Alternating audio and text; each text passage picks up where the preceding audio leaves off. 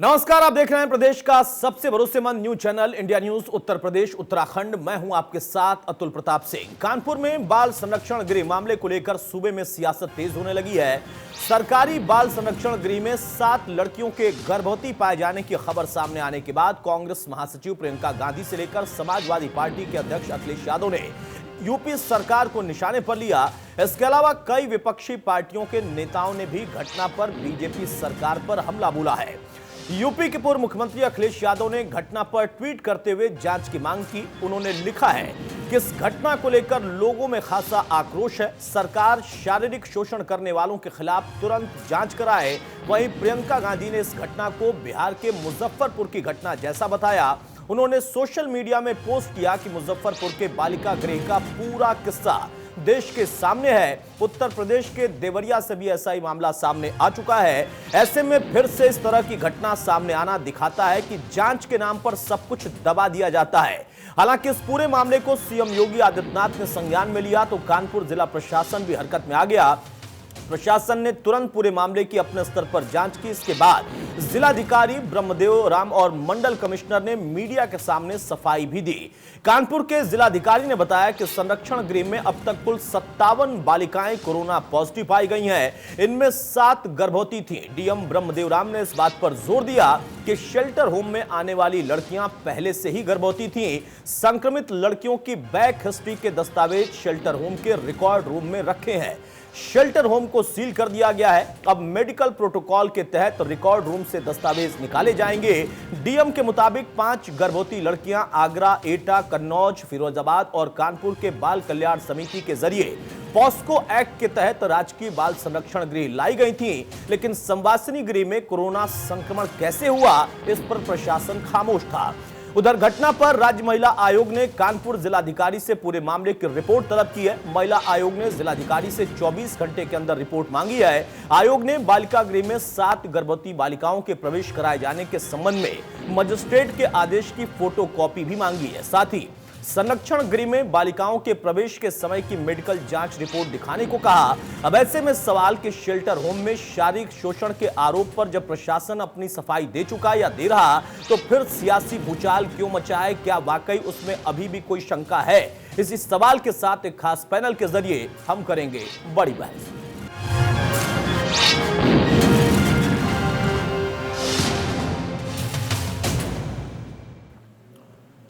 तो बड़ी बहस में अपने खास पैनल के साथ हम चर्चा की शुरुआत करें। आपको उसके पहले बताते हैं कि दरअसल पूरा मामला क्या है। इस रिपोर्ट में आप देखिए।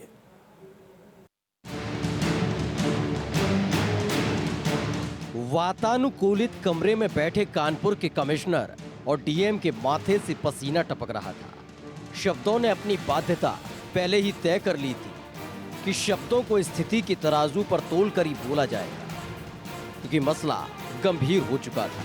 लगातार मिल रहे कोरोना मरीजों के बीच दोनों अधिकारी 57 कोरोना मरीजों की ब्यौरा कंठस्थ करके आए थे। चूक की कोई गुंजाइश नहीं थी, क्योंकि एक चूक विपक्ष को सरकार के खिलाफ मुद्दे का हथियार थमा सकता था। दरअसल कानपुर के स्वरूप नगर में बने राजकीय बालिका गृह में 57 संवासियों के कोरोना पॉजिटिव आने की खबर ने शायद चेहरे पर शिकन की लकीरें नहीं खींची थी जितनी दिक्कत उन्हीं संवासियों में से 7 के प्रेग्नेंट होने की खबर ने अधिकारियों को दी, जिसके बाद सरकार पर विपक्ष हमलावर हो गया। दरअसल सभी संवासियों का कोरोना टेस्ट करवाया गया था, जिसमें से 7 संवासियों के प्रेग्नेंट होने की जानकारी हुई। इसके साथ ही एक संवासिनी में HIV की पुष्टि भी हुई, जिसके बाद सपा अध्यक्ष अखिलेश यादव ने पहली ही फुर्सत में सरकार पर हमला बोला और शारीरिक शोषण करने वालों के खिलाफ कार्रवाई की मांग की। सियासत अपना कदम चल चुकी थी, जिसके बाद आम आदमी पार्टी के सांसद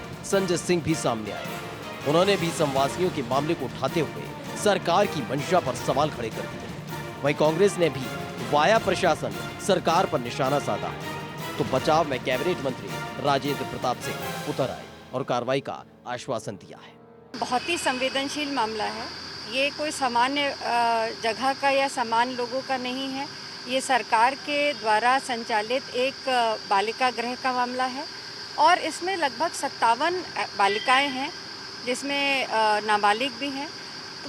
तो जिस तरह से खबरें कल से आ रही हैं, कहीं कई कॉन्ट्रडिक्टरी खबरें भी आ रही हैं, तो सबसे पहले तो इस पूरे मामले की जांच होनी चाहिए और मैं मुख्यमंत्री जी से कहूँगी कि इसका संज्ञान वो स्वयं लें।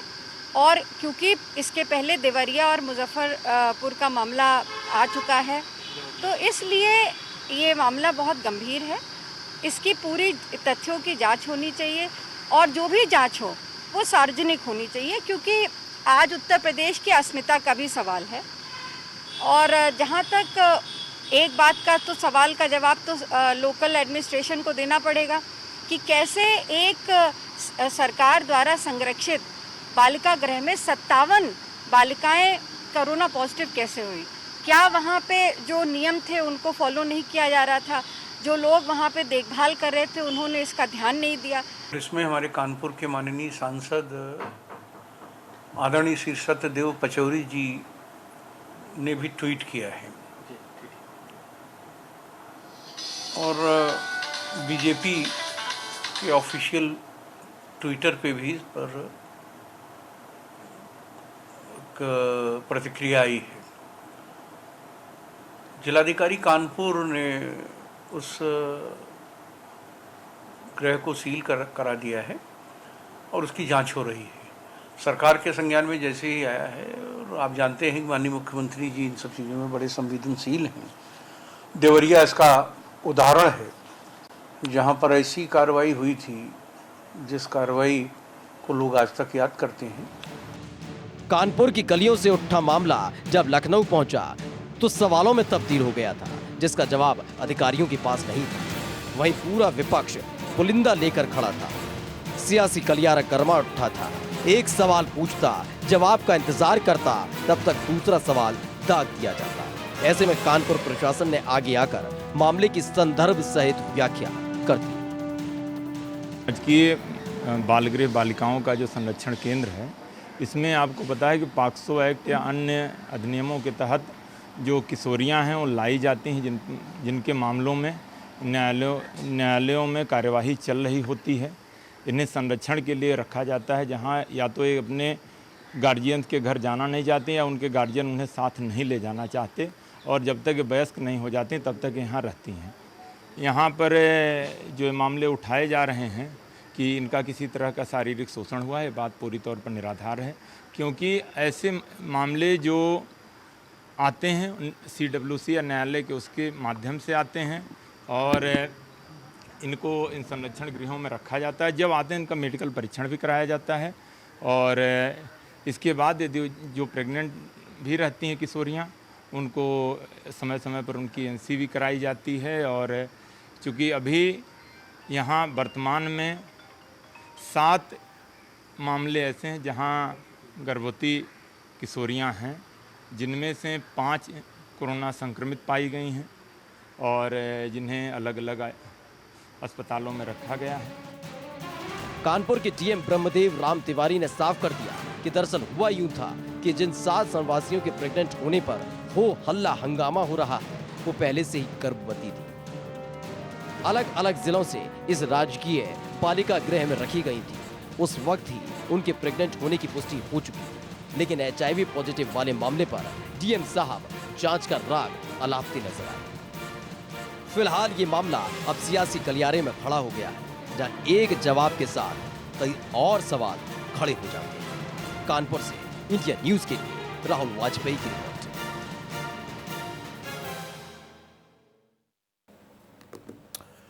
बहरहाल इस पूरे प्रकरण में जहां राजनीतिक हंगामा मच गया है, वहीं सरकार भी सख्त है और उसके साथ साथ जो अभी अधिकारियों ने अपनी बात रखी कि पूरे दस्तावेज खंगाले जा रहे हैं। यहां 2 पहलू हैं। एक तरफ कोरोना संक्रमण 57 बालिकाएं संक्रमित हो जाती हैं, उसमें से HIV पॉजिटिव भी निकल आती हैं, उसके साथ साथ हेपेटाइटिस C से भी संक्रमित एक बालिका। लेकिन उसी के साथ सवाल यहां पर यह भी जोड़ दिया गया राजनीतिक तौर पर कि क्या यह मुजफ्फरपुर पार्ट 2 है। यहां यह बात तो स्पष्ट कर दें कि वहां से लड़कियों को बाहर भेजा जाता था और उसके बाद इस मामले का खुलासा हुआ, लेकिन इस जगह पर जो घटना घटित हुई है वहां पर कहा जा रहा कि उन लड़कियों के साथ, उन बच्चों के साथ पहले कुछ दुष्कृत्य हुआ था, उसका मुकदमा है, मुकदमा चल रहा है और वहां से उन बच्चों को यहां पर लाया गया था, उसके रिकॉर्ड है। लेकिन 5 अन्य बच्चों के रिकॉर्ड अभी खंगाले जा रहे हैं। अब यहां पर कोरोना के साथ साथ क्या कोई शोषण जैसी घटना, इस पर भी चर्चा है। हालांकि इसी बीच में एनएचआरसी की तरफ से भी नोटिस दे दिया गया है। उत्तर प्रदेश के चीफ सेक्रेटरी और साथ साथ डीजीपी को भी नेशनल ह्यूमन राइट ने भी जवाब तलब किया है इस पूरे प्रकरण को लेकर। हमारे साथ कुछ खास मेहमान, उनसे मैं आपको तारुफ कराता हूं। चर्चा में आगे बढ़ते हैं। देवमणि द्विवेदी साहब हैं, विधायक बीजेपी के, हमारे साथ। बहुत स्वागत है देवमणि जी आपका। अमिताभ वाजपेयी भी हमारे साथ बहुत जल्दी जुड़ जाएंगे, जो कि एमएलए हैं सपा के, उसी जगह के, आर्य नगर कानपुर से ही। देवमणि द्विवेदी साहब, बहुत गंभीर प्रकरण है। जिस कोरोना ने दुनिया में कोहराम मचा रखा और एक भी घटना घटित होती है तो उत्तर प्रदेश की सरकार ने देखिए लगातार टेस्टिंग से लेकर तमाम तरह की चीजों को बढ़ाने की कवायद की है, प्रयास कर रही है। वहां आरोप प्रत्यारोप लगते हैं, लेकिन ये जो प्रकरण है इसमें दो आरोप हैं। एक तरफ शारीरिक शोषण का और दूसरी तरफ कोरोना के संक्रमण का। जो तर्क दिया है वहां पर अधिकारी ने कि बच्चियां पहले से गर्भवती थी, चलिए वो मान भी लिया कि कई बच्चियों के साथ पहले घटनाक्रम हुए थे अलग अलग जगहों पर और उसके मुकदमे चल रहे हैं, इनको यहां पर लाया गया था और उनका यहां पर रिकॉर्ड भी है। लेकिन कोरोना भी पहले से था क्या यहां पर, वो भी 57 बच्चियों में?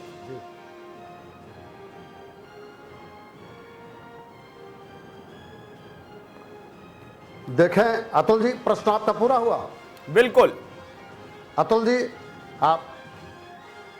आपका प्रश्न बोलिए बोलिए। मैं देवमणि reply साहब, करूं? मेरा प्रश्न पूरा हो चुका है, अब आप आपका हेलो। अपना जवाब रखें। जी जी जी जी अतुल जी, दो पक्ष आपने रखा। पहली बात तो मैं कहूंगा कि दोनों पक्ष बहुत गंभीर हैं। जैसा आपने कुछ अधिकारियों को यहां पर कोट किया, उनको आपने वर्बैटिम यहां पर प्रस्तुत भी किया वहां के अथॉरिटीज को। तो पहली बात, गर्भवती होने के बारे में जो कहा जा रहा है कि 2 के बारे में रिकॉर्ड है कि वे पहले से गर्भवती हैं और 5 अन्य के बारे में भी कहा जा रहा है कि वे गर्भवती हैं, अभी उनके रिकॉर्ड खंगाले जा रहे हैं। ठीक है, तो हमें रिकॉर्ड का इंतजार बिल्कुल करना चाहिए। और यूं भी प्रेगनेंसी का एक पीरियड होता है, उससे भी अदरवाइज भी मेडिकली और क्लिनिकली ये पता लग ही जाएगा कि ये लोग, इनका गर्भाधान पहले से था या यहाँ पर डेट के आने के बाद होगी। तो अगर यहाँ के डेट के, यहाँ पर प्रवेश के तिथि के पहले का वह जो है प्रेगनेंसी है तो एक दूसरी बात ही हो गई। और अगर प्रेगनेंसी यहाँ आने के बाद में है तो वह मामला और भी गंभीर हो जाता है और उस मामले की एकदम बिल्कुल जांच होनी चाहिए और उसमें दूध का दूध, पानी का पानी होना ही चाहिए जी। इस बारे में किसी को कोई संदेह नहीं है। और माननीय मुख्यमंत्री जी के भी बारे में आप लोग जानते हैं, सब लोग जानते हैं कि जो उनका रवैया है उसमें इस तरह के हिला हवाली को कोई स्थान नहीं है। दूसरी बात हुई कोरोना पॉजिटिव की 57 लोगों के, वह भी निश्चित रूप से एक गंभीर मुद्दा है और इस पर किसी को भी स्वीपिंग अंडर द कारपेट, इस सत्य को कारपेट के अंदर न कोई डालना चाहता है, न इसको छुपाया जा सकता है, न इस पर पर्दा डाला जा सकता है। 57 लोगों पर अगर कोरोना पॉजिटिव पाया जाता है तो एक गंभीर मुद्दा है। इसमें किसी भी सफाई की कोई बात ही नहीं है। इसमें सेवा के लिए आने जाने वाले लोग, मेडिकल चेकअप के लिए आने जाने वाले लोग, या उसमें से एक भी महिला या एक भी बच्ची संक्रमित थी उसके सबके टच में आने जाने की बात, ठीक है। या जैसे कुछ लोगों के, मान लीजिए अगर कोई 57 में से शीघ्र अभी जल्दी में आया हो, कोरोना काल का ही आया हो, तो उसमें आप जो कह रहे थे कि क्या कोरोना भी प्रेगनेंसी की तरह पहले से ही था, तो मैं उस बात की भी संभावना कर सकता हूं कि हो सकता है कि कोई कोरोना पॉजिटिव इस 2 महीने 3 महीने के अंदर, कोरोना पीरियड जो चल रहा है, कोरोना काल चल रहा है, उसमें से भी कोई प्रवेश हुआ हो। मेरे पास कोई रिकॉर्ड नहीं है। रिकॉर्ड खंगाले बिना तो नहीं बोल सकते ना देवमणि साहब, आप तो बड़े वरिष्ठ व्यक्ति हैं, आप समझदार व्यक्ति हैं। देखिए, लॉकडाउन फेज में बहुत कुछ लॉकडाउन था। अब मैंने जो सवाल पूछा और आप कह रहे हैं दोनों ही मामले गंभीर हैं। अरविंद भी हमारे साथ जुड़ चुके हैं, हमारे रेजिडेंट एडिटर, वो भी कुछ पूछना कहना चाह रहे हैं, उनके पास भी मैं जाऊंगा। लेकिन उसके पहले मैं फिर से आपसे पूछ रहा हूं, अधिकारी ये तर्क बिना रिकॉर्ड खंगाले कैसे दे गए कि असल में जो गर्भवती लड़कियां हैं वो पहले से गर्भवती थी? उनके रिकॉर्ड में 3 के रिकॉर्ड अभी वो दे पाए हैं, बाकी उन्होंने कहा कि मौजूद हैं रिकॉर्ड रूम में। चलिए, उन पर भी हमने भरोसा कर लिया, राजनीतिक पार्टियां भरोसा नहीं करेंगी और वो सवाल जब आएगा तो तुरंत सवाल और खड़े करेंगी, वो अलग विषय है, आप उस पर जवाब दीजिए।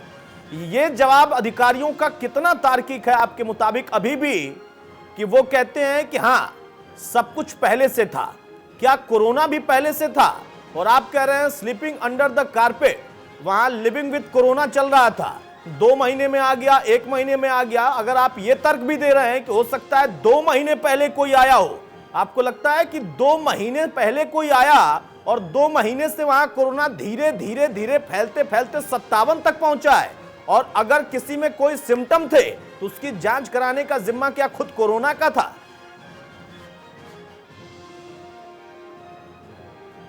बिल्कुल आप सही, इसी बात को मैं कह रहा हूं कि जैसे जिनके रिकॉर्ड अवेलेबल हैं कि वह प्रवेश के समय ही प्रेगनेंसी थी, वो तो ठीक है। जिनके रिकॉर्ड अवेलेबल नहीं है उनके बारे में ये कहना बहुत उचित नहीं होगा। मैं एकदम बेबाक बात कर रहा हूं। उनके बारे में भी रिकॉर्ड हो या क्लिनिकली मेडिकली ये टेस्ट हो जाए कि प्रेगनेंसी कितने पीरियड की है, तभी कुछ अंतिम रूप से तभी कहना सही होगा। उसमें किसी के दुराव, ठीक है, यही तो मैं कह रहा हूं ना देवमणि साहब, यही तो मैं कह रहा हूं ना कि अगर कोई मामला उजागर हुआ है तो उस पर कुछ बातें स्पष्ट हो जाती तो कह दिया जाता तो ठीक है। चलिए, आपने अगर कोई गर्भवती महिला थी, गर्भवती युवती थी वहां पर जिसके साथ कोई घटनाक्रम हुआ था और उसको यहाँ पर इस जगह पर लाकर रखा गया था, उसका मुकदमा भी चल रहा है, वहां तक तो व्यवहारिक बात है। लेकिन कोरोना पर भी सफाई अगर अधिकारी दे दे, वो गले से नीचे नहीं उतर रही। हमारे साथ अमिताभ वाजपेयी साहब भी जुड़ चुके हैं, एमएलए सपा के आर नगर कानपुर से ही हैं। अमिताभ जी, मैं आपके पास आऊं उसके पहले अरविंद से एक मैं सवाल ले लेता हूं, कुछ कहना विचार है। अरविंद, देवमणि साहब कह रहे हैं मामला बहुत गंभीर है, हम भी कह रहे हैं मामला बहुत गंभीर है, सरकार के अलावा विपक्षी पार्टियां भी कह रही हैं बहुत गंभीर है, कुछ तो इतना गंभीर बता रहे हैं कि मुजफ्फरपुर पार्ट 2 बताने लगे हैं। 2 प्रकरण है इस पूरे घटनाक्रम में, एक तरफ गर्भवती लड़कियां, उनके साथ क्या हुआ, क्या कोई शोषण जैसी घटना है या फिर जैसा बताया जा रहा है कि वो पहले से आई हुई थी और उनके साथ ऐसा हुआ है? नहीं कर सकते, सॉरी। नहीं, मैं तुलना नहीं कर रहा हूं देवमणि साहब, मैं तथ्यों के आधार पर बात करता हूं। प्रियंका गांधी ने तुलना की है, उनको जवाब आप दे दीजिएगा। अभी कांग्रेस के हमारे साथ नेता जुड़ेंगे तो उनको आप जवाब दे दीजिएगा। मैं अगर तुलना भी करता हूं तो तथ्य रख के करता हूं। बहरहाल, अरविंद से एक सवाल ले लेता हूं, आपकी इजाजत हो तो। अरविंद, 2 प्रकरण है यहां पर एक तरफ कि क्या शोषण हुआ और दूसरी तरफ कि कोरोना भी कैसे शोषण का शिकार बन गया। मतलब कोरोना के ऊपर खुद जिम्मेदारी रही होगी, वो आए, अपना टेस्ट खुद करवाए, फिर बताए कि 57 लोगों को मैंने संक्रमित कर दिया है, बाकी कुछ आप लोग कर लीजिए। अतुल, देखिए, मुझे बहुत मतलब शर्म आ रही है ये बात कहने में कि इतनी बड़ी घटना हो गई है और उस पे लीपापोती की कोशिश की जा रही है। सवाल ये होता है, देवमणि जी की बात से मैं सहमत हूं कि तथ्य होने चाहिए।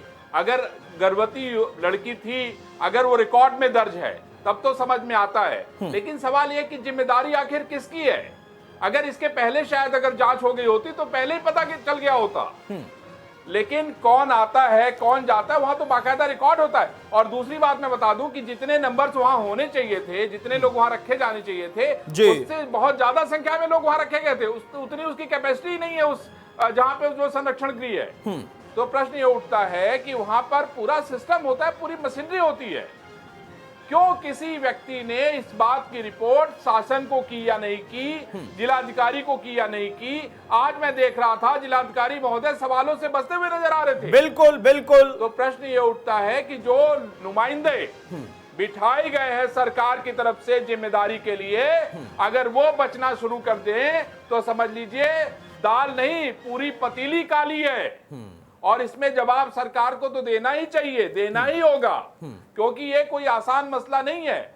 57 लोग कोरोना से पॉजिटिव हैं, 2 लड़कियां गर्भवती हैं, वो किसी भी एक्ट में गिरफ्तार होकर आई हो और वो आपके संरक्षण में थी, और अब ये आपकी जिम्मेदारी होती है कि उनकी सुरक्षा करना, उनकी जिंदगी को बचाना, उनके बारे में जानकारी रखना, ये आपकी प्राथमिक जिम्मेदारी होती है। बिल्कुल। जिस समय पुलिस आपको सुपुर्द करती है, जिसके आधार पे की जाती है, तो बाकायदा पूरी डिटेल होती है। तो क्या किसी को वो डिटेल दिखाई दी या नहीं दी? क्या किसी ने इस बात को शेयर किया? नहीं किया। तो प्रश्न उठता है कि आखिर अभी तक किन किन लोगों को चिन्हित किया गया है जिन लोगों की लापरवाही थी, किन किन लोगों पे कार्रवाई की गई? आखिर इस पूरे मामले में सरकार आगे क्या करने जा रही है, क्योंकि ये सवाल अब सिर्फ इंडिया न्यूज का नहीं है, ये सवाल पूरे देश का हो गया है। विपक्षी भी इस सवाल को पूछ रहे हैं, तो जवाब तो देना होगा। बिल्कुल जवाब तो देना होगा, लेकिन देखिए जिलाधिकारी क्या जवाब दे रहे हैं, वो जवाब अगर है तो फिर उस जवाब से बेहतर है कि जवाब वो ना दें तो ज्यादा सही लगेगा, देवमणि जी के लिए भी आसानी हो जाएगी। अरविंद, अगर ये उनका जवाब है कि लड़कियां पहले से गर्भवती थीं, रिकॉर्ड भी हमारे पास, तो कोरोना का भी रिकॉर्ड होगा, पहले बता के आया होगा उन जिलाधिकारी को ही कि भाई मैं जा रहा हूं अब संवासिनी गृह में, वहां पर एक एक करके सबको संक्रमित करूंगा। शर्मनाक है, बेहद शर्मनाक है। कई और पहलू हैं, उस पर भी मैं आऊंगा। अमिताभ वाजपेयी साहब क्या कहेंगे? आपकी पार्टी के नेता ने कहा कि सरकार को तत्काल जांच करानी चाहिए। देवमणि द्विवेदी साहब विधायक हैं बीजेपी के, उनका कहना है जांच होगी और यहां पर कोई बख्शा नहीं जाएगा और कोरोना भी नहीं बख्शा जाएगा। वो यहां तो कह रहे हैं कि उनका भी उसका भी इलाज हम कर देंगे। लेकिन ये पूरा प्रकरण है क्या?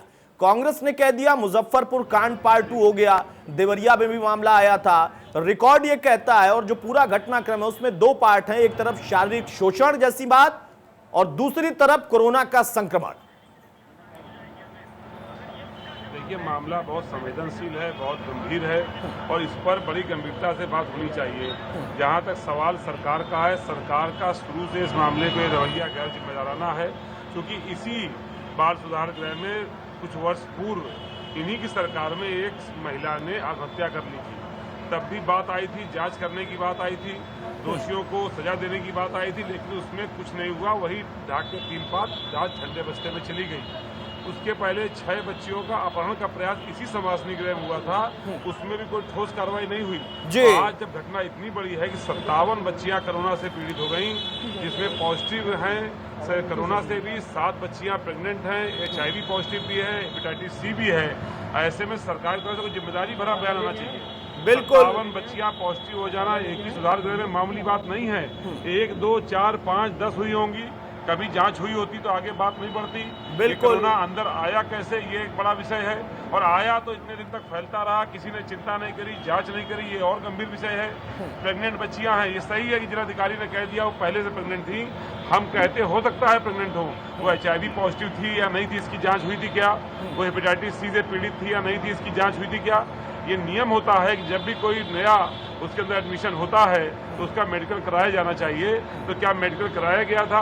उसमें ये बात हेपेटाइटिस C वाली और HIV वाली आई थी क्या? या कोरोना आया तो पहले बच्चे में आया तो उसके बाद जांच हुई क्या?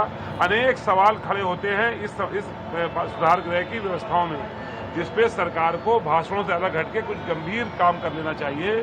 बिल्कुल सही बात है अमिताभ जी, इसमें कोई शक नहीं है कि एक नहीं बल्कि अनेक सवाल खड़े होते हैं। ये तर्क नहीं समझ में आता है, वो जिलाधिकारी का हो या फिर सत्ता पक्ष के लोगों का हो, कि हो सकता है कि 2 महीने पहले कोई आया हो। अरे भाई, होने को तो बहुत कुछ हो सकता है और मैं यहाँ पर बहुत गंभीरता से ही चर्चा कर रहा हूं, लेकिन जो तथ्य दिए जा रहे हैं, जो तर्क दिए जा रहे हैं, उनको सुनकर हंसी भी आ रही है मुझे कि किस तरीके की लीपापोती हो रही है। बहरहाल आप तीनों हमारे साथ बने रहिए। सुषमा सिंह हमारे साथ जुड़ चुकी हैं, उपाध्यक्ष हैं महिला आयोग उत्तर प्रदेश की, और इनको जिम्मेदारी भी दी गई है इस पूरे प्रकरण में जांच परख करने के लिए। बाकायदा इसको लेकर वो लोग सक्रिय भी हो गई हैं। सुषमा जी, ये पूरा प्रकरण वाकई बहुत गंभीर है। खुद महिला आयोग की उपाध्यक्षा के तौर पर आपको क्या लगता है कि जो तर्क अधिकारियों की तरफ से अभी तक दिए गए, वो तर्क लगते हैं या कुतर्क लगते हैं? 2 चीजें हैं इसमें, एक तरफ बीमारी और दूसरी तरफ शोषण। शोषण का जवाब है कि पहले हुआ था, गलत काम हुआ था और उसकी वजह से बच्चियां या लड़कियां गर्भवती हैं और उनका रिकॉर्ड मौजूद है। लेकिन एक गर्भवती बच्ची की, गर्भवती लड़की जिसके साथ शोषण हुआ हो, वो संवासिनी गृह में रखी गई हो, उसकी क्या दिन प्रतिदिन दैनिक जांच भी नहीं होती है? वो HIV पॉजिटिव भी पाई जाती है। अब जब कोरोना से मामला खुला, वो हेपेटाइटिस C से भी ग्रसित पाई जाती है। यानी 7 से 8 महीने की गर्भवती कोई औरत, कोई लड़की, वो वहां उस संवासिनी गृह में है, शेल्टर होम में है, और उसकी कोई नियमित जांच नहीं होती है। ये तो और बड़ा कुतर्क हो गया। आपको मैं एक जानकारी देती हूँ कि जो जितने भी राजकीय संप्रेक्षण गृह किशोरी हैं, जितने भी राजकीय बाल गृह किशोरी हैं, इनमें किसी भी प्रकार का प्रवेश माननीय न्यायालय, मजिस्ट्रेट एवं बाल कल्याण समिति के आदेशों के अनुसार किया जाता है जी। लेकिन साथ ही साथ जो प्रवेश होता है वो मेडिकल उनका पूरा मेडिकल कराया जाता है और ये प्रोसीजर में अनिवार्य है। तो ये तो बिल्कुल संभव नहीं है कि किसी भी प्रकार से मेडिकल ना कराने का प्रोसीजर को टाला जाए। मेडिकल हुआ होगा, उसकी हिस्ट्री वहाँ पर होनी चाहिए। चाइल्ड वेलफेयर कमीशन के माध्यम से या फिर ये न्यायालय या मजिस्ट्रेट के माध्यम से जहाँ से भी इनको यहाँ भेजने का कार्य प्रोसीजर किया गया है, उसमें बिना प्रोसीजर को पूरा करे तो परमिशन ही नहीं है इनको यहाँ पर रखने की। तो किसी भी प्रकार के साक्ष्य को छुपाने का कोई मतलब नहीं है। और जो अभी रिपोर्ट भी आई है, तो रिपोर्ट में ये स्पष्ट है कि आगरा, फिरोजाबाद, एटा, कानपुर नगर और कन्नौज ऐसे 7 जिलों से ये 5 बच्चियां ताल्लुकात रखती हैं, जिनमें 2 नेगेटिव आई हैं कोरोना और 5 पॉजिटिव आई हैं। तो जो 5 हैं और जो 2 अलग से हैं, इनमें 2 बच्चियां हैं जो 8 महीने से ज़्यादा की गर्भवती हैं। इनको जच्चा बच्चा अस्पताल में भेज दिया गया है और जिस प्रकार की टेस्ट की रिपोर्ट आ रही है इसकी जानकारी होनी चाहिए। और लास्ट टाइम में भी यहाँ पर किस समय मेडिकल हुआ है उसका सब ट्रैक रिकॉर्ड होना चाहिए। कोविड-19 के चलते तो इसमें और प्राथमिकता से टेस्ट होना चाहिए, क्योंकि ऐसा बताया जाता है कि इनको न्यायालय की वजह से इनकी गवाही लेने के लिए बहुत सही जानकारी आपने दी है। जानकारी हमें भी थी सुषमा जी, लेकिन अब मेरा सवाल ये है, न्यायालय के आदेश के बाद यहाँ पर ये लड़कियां, ये युवतियां, ये महिलाएं, ये बच्चियां लाई जाती हैं, प्रक्रिया होती है, मान लिया मेडिकल जांच भी होती है और मेडिकल जांच की रिपोर्ट भी होती है, चलिए ये भी मान लिया। HIV से पॉजिटिव, इसकी भी क्या कोई जांच रिपोर्ट के बारे में जानकारी मिली है? चलिए मान लिया कि आने के बाद कुछ इस तरीके का अगर संक्रमण कोरोना का हुआ तो वो समझ में आता है, लेकिन HIV पॉजिटिव, क्या उसका रिकॉर्ड अभी तक जिलाधिकारी दे पाए, शेल्टर होम दे पाया है आप लोगों को? दूसरा, यहां पर एक बहुत अहम बात है कि अगर जांच हुई थी और उसमें भी खामी थी तो पूरी जांच प्रक्रिया मेडिकल के सवालों के घेरे में आएगी। और जो अब तर्क दिया जा रहा है कि कुछ बच्चियां थीं वो पहले से ही गर्भवती थीं, क्या खुद एक महिला होने के नाते और महिला आयोग के उपाध्यक्ष होने के नाते आपको नहीं लगता कि 7 से 8 महीने की जो गर्भवती कोई युवती है, कोई महिला है, उसको नियमित तौर पर, कम से कम मासिक तौर पर जांच की आवश्यकता होती है? हर घर की प्रक्रिया है। क्या इस शेल्टर होम में भी ये प्रक्रिया अपनाई जा रही थी? अगर हुआ होता तो मामला पहले ही खुल गया होता। यहां पर उन लोगों को उनके हाल पर यानी छोड़ दिया गया है, बस रह रही हैं, न्यायालय ने आदेश दिया और उनका जीवन कट रहा है वहां पर। समय समय पर नियमित तौर पे हमारी माननीय सदस्य पूनम कपूर जी हर माह वहां पर विजिट में जाती हैं और वहां पर जिस भी प्रकार की शिकायत या जिस भी प्रकार की कमी उन्हें दिखती हैं, उन्होंने अपने सामने वहां पर जांच करवाई है। लास्ट वो दिसंबर 2019 में उनका विजिट रहा था, जिसके बाद जनवरी में जन सुनवाई उनकी दूसरे जिले में लगी थी और लगातार वो हर माह गई हैं। अगर आप हमारी बेसिक रिपोर्ट देखेंगे तो हमने हमेशा वहां जाकर स्थिति का जायजा लिया है। किसी के द्वारा कोई शिकायत कभी दी नहीं गई है किसी भी बालिका के द्वारा। वो 18 साल तक की बालिकाओं के लिए बाल गृह है, तो वहाँ पर सारी जो बच्चियां हैं वो नाबालिग हैं। उनकी किसी भी प्रकार की खान पान से लेके मेडिकल इशू से लेके किसी भी प्रकार की जानकारी से आयोग हमेशा से अवगत भी रहा है। और पूनम कपूर जी समय समय पर वहाँ जाते जाते एक एक बच्ची से वहाँ पे अलग से बातचीत करके भी आई हैं। तो ऐसा नहीं है कि समय समय पे जांच नहीं की गई है, वहाँ पर जांच की गई है और किसी भी प्रकार की लापरवाही वहाँ पर बरती नहीं गई है। हेपेटाइटिस का जो अभी आप रिजल्ट बता रहे हैं वहाँ पर और HIV पॉजिटिव का, वो जो जांच है वो पहले भी हुई होगी, ऐसा नहीं है, ट्रैक रिकॉर्ड्स में होगा। कोई चीज ऐसी नहीं है कि जो नहीं होगी। और बाकी सुषमा जी, इतना गंभीर मामला और आप कह रही हैं कोई लापरवाही नहीं बरती गई। आप कह रही हैं कि हेपेटाइटिस और HIV की जांच भी हुई होगी, तो इतना देर क्यों लग रही है?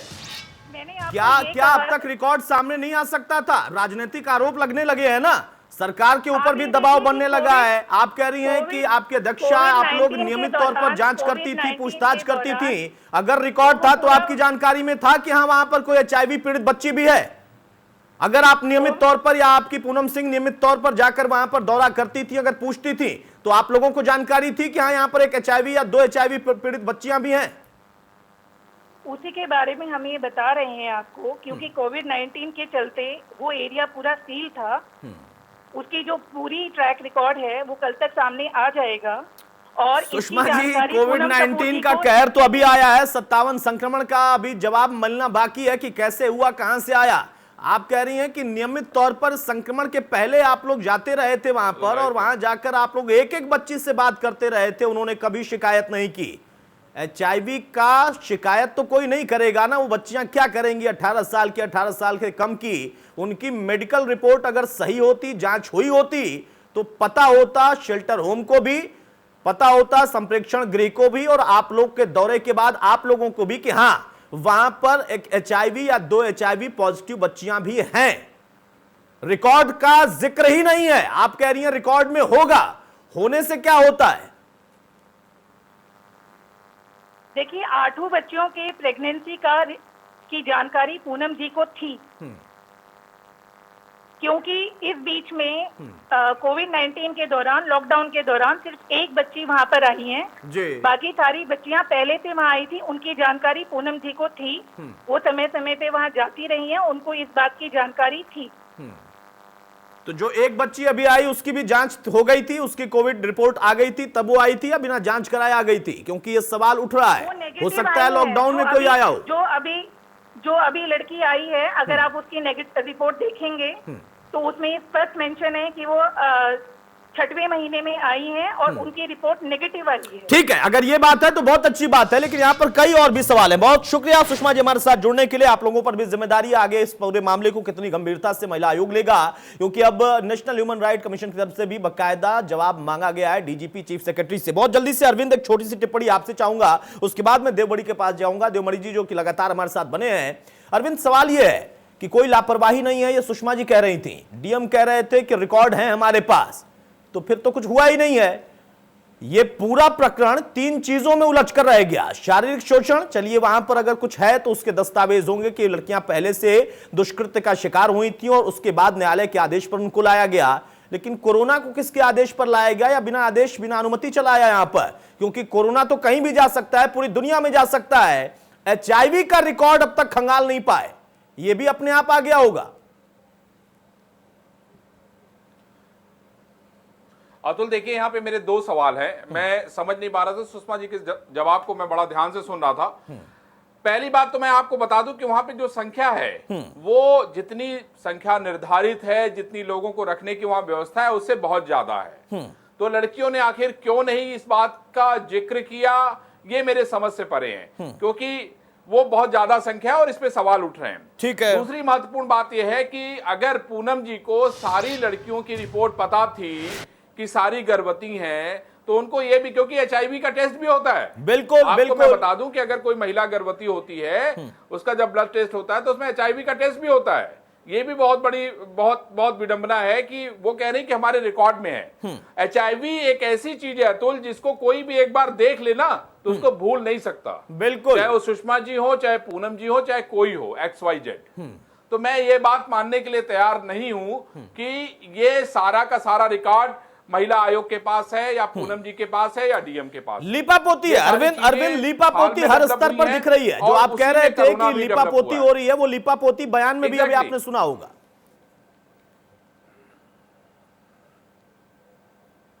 वही मैं कहना चाहता हूं कि इतनी बड़ी घटना है, कोई साधारण घटना नहीं है, और इसको साधारण तरीके से पेश करके इसको घुमाया नहीं जा सकता। जवाब आपको देना होगा, कोरोना को लेकर तो आपको जवाब देना ही होगा। और मैं आपको एक बात और बता दूं कि प्रधानमंत्री जी ने कहा था कि जो भी वृद्धाश्रम है जी, जो भी महिला संरक्षण गृह है, सब जगह समय समय पे जांच होनी चाहिए। तो जांच तो हो भी रही है ना, रिकॉर्ड में जांच भी हो रही है। अरविंद, अभी आपने सुन लिया सुषमा जी को, उन्होंने पूनम जी का नाम ले लिया, और भी कई लोग होंगे जो जांच करते रहते हैं, लेकिन जांच का नतीजा ये है। देवमणि द्विवेदी साहब, बहुत जल्दी से एक जवाब आपसे चाहिए, फिर मैं अमिताभ जी के पास जाऊं। सवाल ये है, आप कह रहे हैं बेहद गंभीर मामला है, मुझे तो गंभीर और भी ज्यादा दिख रहा है। महिला आयोग रूटीन में जांच करने जाता था, उनको सब पता था, डीएम को पता ही नहीं है। महिला आयोग की तरफ से सुषमा जी ने कहा कि पूनम जी को पता था कि वहां पर कितनी बच्चियां गर्भवती हैं, एचआईवी का कोई रिकॉर्ड नहीं है। कोरोना काल में एक बच्ची वहां पर आई है, उसकी रिपोर्ट निगेटिव थी, तो कोरोना कहां से आ गया। और सबसे बड़ा सवाल ये कि आप इस पूरे प्रकरण में अगर अब देखें तो खुद चूंकि आप सेवा में रह चुके हैं, उस पद पर रह चुके हैं, उस डिपार्टमेंट को देख चुके हैं, आपको लूपहोल्स खुद महसूस नहीं हो रहे हैं?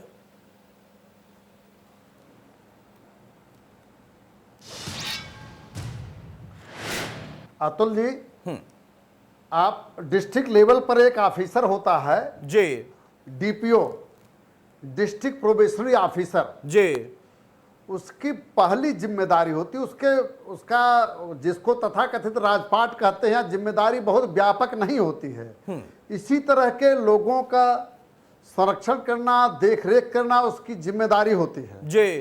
ये हर एक चीज में मैं बता रहा हूं कि इसमें कहीं न कहीं से लूप होल है, और कहीं न कहीं से क्या, जैसे कोरोना की जांच में, या जैसे कोरोना के बारे में कहा जा रहा है कि इसके लिए वृद्ध और बच्चे ज्यादा प्रोन टू हैं कोरोना के, तो अब ये बच्चे हैं 18 साल से पहले के हैं, शोषण के शिकार भी हैं, तो आप इनको एक कमजोर वर्ग का मान सकते हैं कि जैसे बच्चे या बूढ़े, बच्चों में भी कुपोषित या उपेक्षित या किसी न किसी तरह की उपेक्षा शोषण के शिकार हैं, तो आप उनको एक weaker section as it is मान सकते हैं।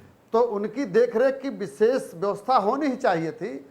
और जिला प्रोबेशनरी ऑफिसर जो होता है उसके लेवल पर इनकी बाकायदा देखरेख होनी चाहिए। और ये जो कोरोना की बात हो रही है, इसमें निश्चित रूप से जो अंदर सर्विसेज देने के लिए आते जाते रहे होंगे, चाहे दूध हो, फल हो, सब्जी हो, खाना बनाने वाले या गैस के, इस सब चीजों में कहीं न कहीं इसमें लापरवाही हुई है, जिसके नाते ये संक्रमण बढ़ा। और इसके साथ ही साथ जो अरविंद जी की पॉइंट करने लायक बात है कि ओवर क्राउडिंग हो जाने पर सोशल डिस्टेंसिंग या मेडिकल डिस्टेंसिंग जैसी कोई बात नहीं रह सकती है। जब कैपेसिटी से ज्यादा लोग हो कहें तो आप वहां पर, अब जैसे मुंबई की लोकल देवमणि द्विवेदी साहब, तो अरविंद ने जो कोट किया है, अरविंद ने जो सवाल किया, उसकी जिम्मेदारी किसकी? आप कह रहे हैं लोकल लेवल पर फला आदमी की पहली जिम्मेदारी होती है, उसने जिम्मेदारी नहीं निभाई, उसके ऊपर दूसरी जिम्मेदारी जिसकी होती है उसने भी जिम्मेदारी नहीं निभाई। यहाँ तो महिला आयोग भी कितनी जिम्मेदारी निभा पाया, ऑन स्क्रीन बोलकर चली गई मोहतरमा। वो कहती हैं रूटीन में जांच करने जाती थी, एक बच्ची ने नहीं बताया कि कितने लोग हैं, और बच्ची अगर चलिए ना भी बताए तो उन लोगों की नजर नहीं पड़ी कि संख्या यहां पर क्या होनी चाहिए, रहते कितने लोग हैं। कोरोना, एचआईवी, ये तो अलग प्रश्न हो गए, संख्या से ज्यादा वहां पर बच्चियों को आप सुरक्षा दे रहे हैं, सुविधा दे रहे हैं, या ठूंस कर रखा गया है। ये तो बहुत सारा गंभीर मामला आएगा ना, फिर एक व्यक्ति की जिम्मेदारी नहीं होगी, उस पूरी व्यवस्था की जिम्मेदारी होगी।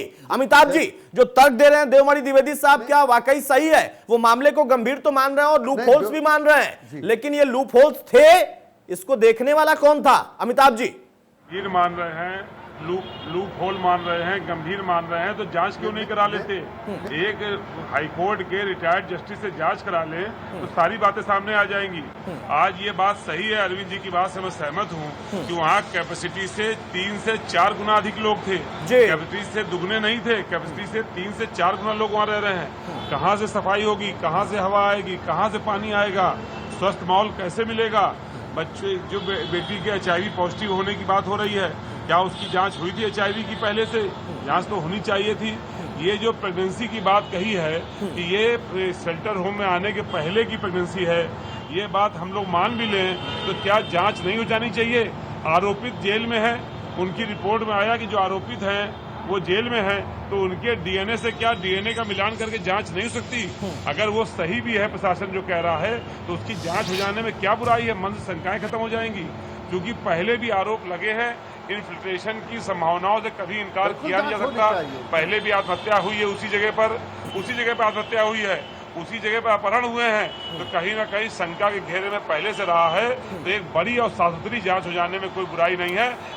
बिल्कुल स्वाभाविक मांग है अमिताभ जी, आपकी मांग बिल्कुल स्वाभाविक है। मैं चाहूंगा कि इसकी त्वरित इस पर एक त्वरित टिप्पणी आ जाए देवमणि साहब की, लेकिन एक सवाल मेरा और है अमिताभ जी आपसे भी, आप लोकल हैं, आप वहीं से विधायक हैं, इस पूरे घटनाक्रम में जो गंभीरता से जांच की आप मांग कर रहे हैं, क्या आप लोगों ने कभी शिकायत की थी कि यहां पर बर्डन ज्यादा है, यहां पर संख्या बल ज्यादा है, जिसको भी इनकार किया गया, दरकिनार किया गया? कभी आपने अपने स्तर पर यह बात उठाई थी कि यहां पर बच्चियां किस परिस्थिति में रह रही हैं? पहले भी गए हैं, अब हम लोग उसके अंदर नहीं जा सकते, उसकी ऐसी व्यवस्था है। लेकिन पिछली बार जो घटना हुई थी तो हमारा महिला नेताओं का दस्ता अंदर गया था और उन्होंने रिपोर्टिंग करी थी। वो जांच रिपोर्ट हम लोगों ने सरकार को भेजी थी, सरकार को अवगत भी कराया था, मांग भी करी थी।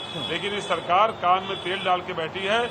महिलाओं के प्रति संवेदनशीलता केवल इनके भाषणों में है, इनके कार्यों में नहीं है। हम लोग इस पर अपना एक्शन लगातार ले चुके हैं। ये सरकार पूरी तरीके से महिलाओं के मामले में संवेदन शून्य है, इसलिए इससे हम लोग उम्मीद नहीं करते। इसीलिए हम लोग चाहते हैं कि हाईकोर्ट के जस्टिस से अगर जांच होगी तो बात साफ आएगी। सरकार के अधिकारी अगर जांच करेंगे तो फिर से एक बार लिपापोती हो जाएगी। देवमणि साहब, अमिताभ जी की बात का जवाब दें। स्वाभाविक सवाल कर रहे हैं, व्यवहारिक सवाल है उनका। देवमणि जी जल्दी से। मैं ये कहता हूं कि अमिताभ जी मांग करें जांच की अथवा न करें, जांच इसकी होनी है। और योगी जी आप जानते हैं कि ऐसे मामलों में, महिलाओं के मामले में वह कभी कोई शिथिलता बर्दाश्त नहीं कर सकते।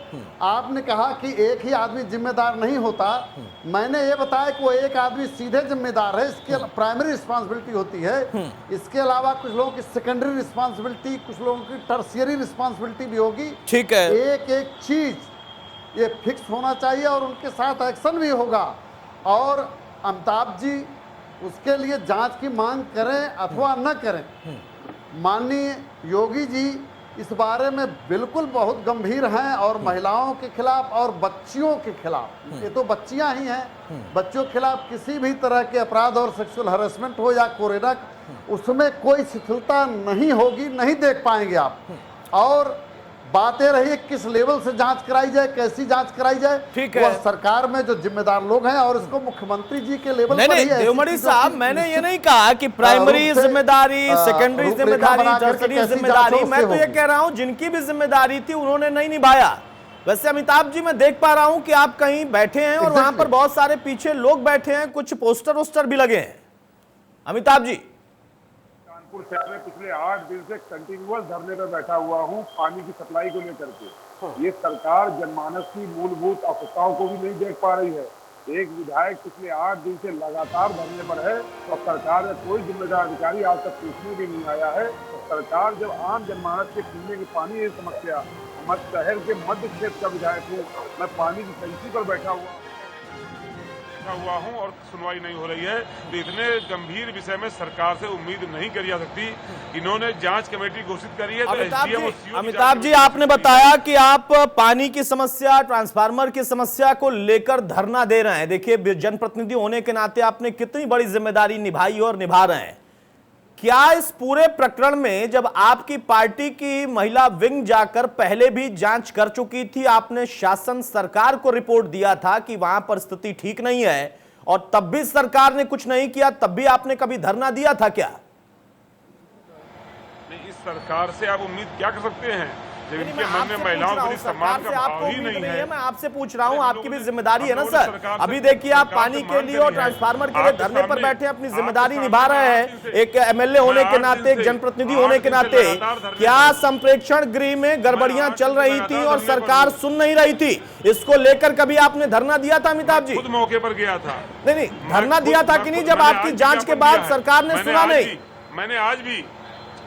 मैंने आज भी ज्ञापन दिया है। मैंने आपका तो बाद में कार्यक्रम हो रहा है, मैंने पहले ही ज्ञापन दिया है। हम ये मांग आपके सामने कर रहे हैं, ये पहले भी कर चुके हैं। सुनना तो सरकार को है। धरना दिया था कि नहीं, मैं ये पूछ रहा हूँ। जैसे आज आप धरना दे रहे हैं, सरकार आपकी सुन नहीं रही, आप धरना दे रहे हैं, बच्चियों के साथ गलत हो रहा था, तब भी आपने धरना दिया था क्या?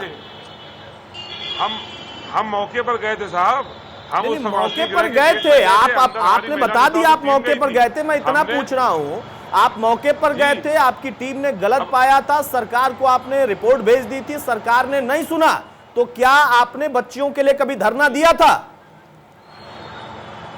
धरना हमारी पार्टी ने पूरा उसका एक्शन लिया था, पूरी पार्टी ने लगातार आंदोलन किया था, हमारी पार्टी के मुद्दों में हो रहा है। लेकिन जब संवेदना ही नहीं है, सरकार की तरफ संवेदना दिखेगी नहीं, मैं सरकार से इतना क्या ही उम्मीद चाह रहा कर था। सकते हैं? देखिए राजनीति यही होती है ना अमिताभ जी, यहाँ आप पानी के लिए धरना दे रहे हैं, बहुत अच्छी जिम्मेदारी निभा रहे हैं, लेकिन वहां पर आपकी पार्टी ने आंदोलन किया था, ये आपने कहा, आपने धरना नहीं दिया था, और आपकी नेता आज इसे मुजफ्फरपुर कांड से जोड़ रही है, जो कि फिलहाल प्रारंभिक तौर पर नहीं दिख रहा है। आगे अगर जांच के बाद रिपोर्ट आए तो पता चले। बहरहाल अरविंद, बहुत जल्दी से जो सवाल है, अमिताभ जी देखिए पानी के लिए, ट्रांसफार्मर के लिए अपनी जो जनता है वहां की कॉन्स्टिट्यूंसी की, उसके लिए धरना दे रहे हैं। उनकी नेता कह रही है मुजफ्फरपुर पार्ट 2 है। देवमणि द्विवेदी साहब कह रहे हैं कि प्राइमरी व्यक्ति ने जिम्मेदारी नहीं निभाई और लोगों ने भी जिम्मेदारी नहीं निभाई होगी। मेरा सवाल यह है, कोरोना से तो शायद ये बच जाएं, HIV से भी बचने का रिकॉर्ड है क्या? वो लाइलाज बीमारी, और मेडिकल कराकर इन बच्चियों को न्यायालय के आदेश पर लाया जाता है। अगर वो बच्चियां यहां पर हैं, कोई परेशानी है, तो भी नियमित तौर पर स्वाभाविक प्रक्रिया है हमारे आपके परिवार में कि उसको डॉक्टर से दिखाया जाता है। अगर रिकॉर्ड में है कि उनके साथ गलत काम हुआ है और वो गर्भवती भी हैं और ये भी रिकॉर्ड में है, उसके बाद भी उनकी नियमित जांच न कराई जाए। HIV पीड़ित की, कोरोना से तो शायद बच जाएं, HIV से भी बचने का है क्या कोई एक उदाहरण किसी पार्टी के पास, किसी सरकार के पास, किसी अधिकारी के पास?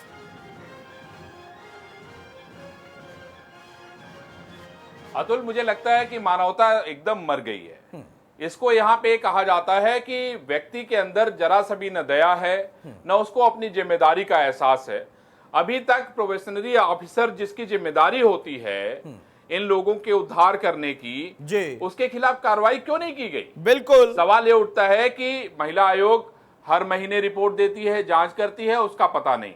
उनको ये पता नहीं है कि HIV से कौन ग्रसित है, कौन नहीं है। उनको ये पता नहीं है कि वहां कितने नंबर में लोग हैं। प्रश्न ये उठता है कि आखिर इन सारी चीजों की जिम्मेदारी लेगा कौन? हम जांच की बात कर रहे हैं, हम उनको न्याय दिलाने की बात कर रहे हैं। अब बहुत सारी रिपोर्ट्स हमने देखी हैं अतुल, न जाने कब आती हैं, कब चली जाती है, किसी को पता नहीं होता है। और बहुत सारी रिपोर्ट अभी आज तक, अभी अमिताभ वाजपेयी जी ने कहा ना कि एक पहले भी मर चुके हैं इसमें, उसकी रिपोर्ट क्या हुई, उसकी जांच क्या हुई, उसमें किसके खिलाफ कार्रवाई हुई, शायद अमिताभ वाजपेयी को भी नहीं पता होगा, और सरकार तो कतई बताना नहीं चाहेगी। तो प्रश्न यह उठता है कि हमारी ये जिम्मेदारी है कि हम भी उसके तहत तक जाएं, जो लोग जिम्मेदार हैं उनका पता लगाएं और लोगों के सामने बेनकाब करें, और करेंगे। मैं आपको ये बता दे रहा हूं, जवाब चाहिए इसका मुझे जवाब चाहिए। देवमणि जी से समय थोड़ा कम रह गया अरविंद, मैं इसका जवाब लेना चाहता हूं। देखिए डीएम ने एक जो तर्क दिया, वो तर्क मेरे गले से नहीं उतर रहा है, आपके गले से भी नहीं उतर रहा है। सुषमा जी ने जो अभी बात कही वो और ज्यादा फंसाने वाला और फंसने वाला मामला है। देवमणि साहब मुझे इतना बता दीजिए, आप भी अभी कह रहे हैं कि हो सकता है कि संक्रमण कोरोना वाला वो पिछले कुछ दिनों में जो वहां दूध वाले आते होंगे, सब्जी वाले आते होंगे, फल लाने वाले आते होंगे, भोजन बनाने वाले आते होंगे, उनकी वजह से आ गया होगा। चलिए मान लिया HIV भी क्या ऐसे आ गया? क्योंकि मेडिकल जांच के बाद ही, न्यायालय के आदेश के बाद इनको यहां रखा गया था और रिकॉर्ड में था, उसमें HIV मेंशन है नहीं, ये अभी तक आपके अधिकारी नहीं बता पाए। और अगर मेंशन था तो बता देना चाहिए था, और अगर मेंशन नहीं है तो क्या आप ये कह रहे हैं कि HIV भी कोरोना की तरह आ गया होगा?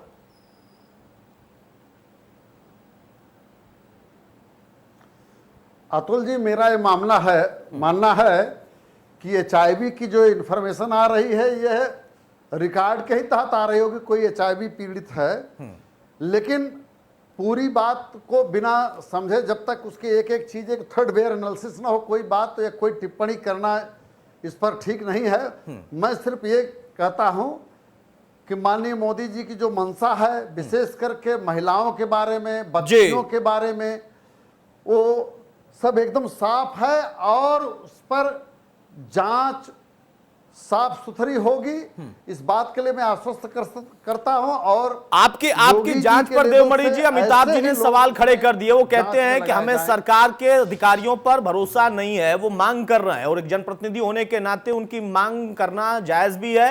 वो कह रहे हैं सिटिंग जज से जांच कराने को आप तैयार हैं क्या?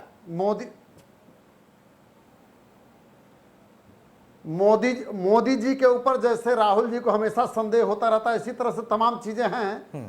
लेकिन ये मैं आपको आश्वस्त करता हूं कि इस तरह के मामलों में मोदी सरकार, योगी सरकार, योगी जी विशेष रूप से प्रदेश के मामले में जी। कोई भी शिथिलता नहीं देखी जा सकती है, कोई भी शिथिलता नहीं आएगी। इनको इतना विश्वास करना चलिए, चाहिए। विश्वास तो करना होगा, सरकारें कह दें और लोग विश्वास कर लें, ये तो परंपरा रही है, लेकिन आम जनता में भरोसा कैसे आएगा अगर आपके रहते इतने भरोसेमंद सरकार के रहते, प्रचंड बहुमत के सरकार के रहते अधिकारी इतने बेलगाम है, व्यवस्था उसी तरीके से धराशायी है, तो बदला है क्या? अमिताभ जी, बहुत जल्दी से फाइनल कमेंट ही कर दीजिए। आपकी मांग संदेह वाली है, इसलिए शायद पूरी नहीं करा पाएंगे देवमणि जी, लेकिन विश्वास दिला रहे हैं कि हर हाल में जांच भी होगी और गंभीर प्रकरण में गंभीरता से नतीजा भी आएगा। हम तो केवल एक सवाल पूछ रहे हैं, क्या वो जुडिशियल जांच कराएंगे या नहीं, और यदि नहीं कराएंगे तो क्यों नहीं? आखिर जुडिशियल जांच में सरकार का जाता ही क्या है? उसको बचाना चाहती है सरकार। क्या जो HIV वाली बेटी है उसको HIV संक्रमण कहां से आया, इसकी जांच कराएंगे? क्या जो गर्भवती बेटियां हैं उनका गर्भ कहां से आया, इसका DNA जांच कराएंगे? यदि सरकार इस सारे काम कराती है तो हम लोग की तरफ साधुवाद है, लेकिन अगर नहीं कराती है तो सरकार की संवेदनहीनता का परिचायक होगा। इसलिए संघर्ष सरकार के खिलाफ लगातार करना पड़ेगा। नहीं, संघर्ष करना आप लोगों का काम भी है, कर्तव्य भी है। नेता अगर संघर्ष ना करें तो फिर आज का दौर आ जाता है। संघर्ष से ही तो नेता पैदा हुआ करते थे और उसी का नाम था राजनीति, लेकिन वो दौर धीरे धीरे चलता चला गया। बहरहाल, बहुत छोटा सा कमेंट देवमणि जी कह दीजिए, जो बात कह रहे हैं अमिताभ जी, जांच हो तो जुडिशियल हो, नहीं तो फिर क्यों नहीं कराएंगे, ये भी बता दीजिए। देखिए, जांच वह होगी जिससे तथ्य उजागर हो और इनको माननीय योगी जी पर विश्वास करना चाहिए। अब किस टाइप की जांच हो, किस टाइप की नहीं हो, अब इनके अपने विचार हैं, इनको व्यक्त करना ही चाहिए। व्यक्त कर रहे तो ठीक ही है, लेकिन योगी सरकार इस मामले में क्लियर है। माननीय योगी जी जिस चीज से, जिस स्तर की जांच से तथ्य सामने आएंगे, दूध का दूध पानी का पानी होगा। इनको विश्वास करना चाहिए कि वैसी ही जांच होगी और बिना किसी आंच की जांच होगी, किसी को बचाने का। अरविंद, बहुत छोटा सा कमेंट कर दीजिए। जांच होगी, बिना आंच के जांच होगी, जुडिशियल जांच भी हो सकती है, कोई भी जांच हो सकती है। अभी तक जो कुछ हुआ है उससे आपको खुद क्या लग रहा है कि हाँ, इस मामले की गंभीरता कितनी दिख रही, और ये मामला खुद अगर मुखिया के ध्यान में आ चुका है प्रदेश के, तो वहां से अब तक क्या कड़े संदेश गए हैं?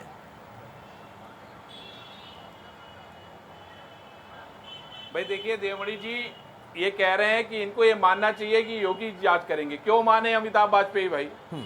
आखिर वो क्या राजनीति करेंगे अगर उनकी बात मान लेंगे तो इस बात से तो मैं देवमणि जी के एकदम सहमत नहीं हूं। मैं यहाँ पे सिर्फ इतना ही कहना चाहूंगा कि इस पूरे मामले में अगर गंभीर कार्रवाई नहीं होगी तो पूरे प्रदेश में न जाने कितनी ऐसी जो संरक्षण गृह है उसका कम से कम पता लगा लें और कम से कम अब चेत जाएं। वहां पर भी वही स्थिति है जो कमोबेश यहाँ है। मुझे याद है लखनऊ की, मैंने बहुत दिन, जब जैसे ही मैंने ज्वाइन किया था तब लखनऊ में भी यही काम हुआ था और वो खबर हमने की थी। तो सवाल यह कि कोई भी जगह ऐसी बची नहीं है जो अछूती हो। बिल्कुल, तो कम से कम अब जब जानकारी मिल गई है तब उसको ठीक करने का काम करें। बिल्कुल, तो जब कम से कम मामला खुला है तो वहां पर तो वो मामला साफ हो जाए, तब लगे कि हाँ, मंशा भी ठीक है, क्योंकि मामला बेहद गंभीर है। राजनीति से बचेगा नहीं, राजनीति भी जमकर होगी। लेकिन अगर वाकई इस तरीके का प्रकरण है, इतना गंभीर प्रकरण है और इस तरीके की बीमारियां हैं, वहां पर इतनी अव्यवस्थाएं हैं और महिला आयोग डेली रूटीन वाइज जाकर वहां पर जांच करता रहा है, पूछताछ करता रहा, उसको भी नहीं पता है, तो फिर किसको पता है? भगवान भरोसे ही व्यवस्था है, ये शायद सबको पता है। बहुत शुक्रिया देवमणि जी आपका, अमिताभ जी आपका, अरविंद आपका भी। तो मौजूदा दौर में देखिए एक और नया मामला, गंभीर मामला, लेकिन यहां पर अभी तक ना तो डीएम जवाब दे पाए हैं, ना अधिकारी जवाब दे पाए हैं। सरकार कहती है भरोसा करिए जांच होगी, राजनीति करने वाले कहते हैं विपक्षी दल के कि भरोसा करिए, बिल्कुल भरोसे लायक नहीं है। अब जनता ये कह रही है कि असल में हम करें क्या। और यहां पर ये पूरा प्रकरण ना सिर्फ एक कोविड-19 से जुड़ा है, बल्कि फिर से शोषण के आरोप भी लगने लगे हैं। अगर इस तरीके का मामला है तो फिर ये और ज्यादा गंभीर है।